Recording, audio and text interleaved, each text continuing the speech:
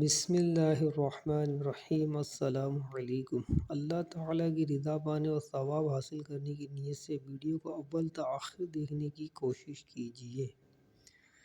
الحمدللہ رب العالمین والصلاة والسلام علی سید المرسلین، اما بعد فاعوذ باللہ من الشیطان الرجیم، بسم اللہ الرحمن الرحیم۔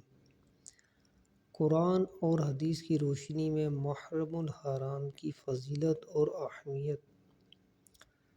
محرم الحرام اسلامی سال کا پہلا مہینہ ہے، یعنی محرم الحرام سے ہجری سال کا آغاز اور ذوالحجہ پر ہجری سال کا اختتام ہوتا ہے۔ اس ماہ کو حضور اکرم صلی اللہ تعالیٰ علیہ وسلم نے اللہ تعالیٰ کا مہینہ قرار دیا ہے۔ یوں تو سارے ہی دن اور مہینے اللہ تعالیٰ کے ہیں، لیکن اللہ تعالیٰ کی طرف نسبت کرنے سے اس کی فضیلت ظاہر ہوتی ہے۔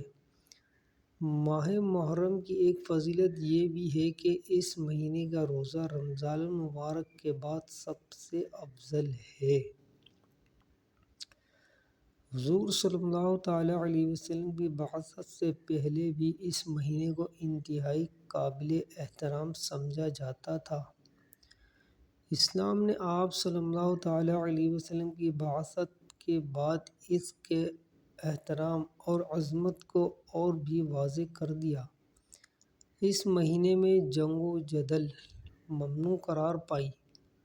محرم الحرام کا مہینہ ان حرمت والے مہینوں میں سے ایک ہے جن کے بارے میں اللہ رب العزت کا فرمان ہے، یعنی اللہ تعالیٰ کے یہاں مہینوں کی تعداد 12 ہے اور یہ تعداد اسی دن سے قائم ہے جب سے آسمان و زمین کو اللہ تعالیٰ نے پیدا فرمایا تھا۔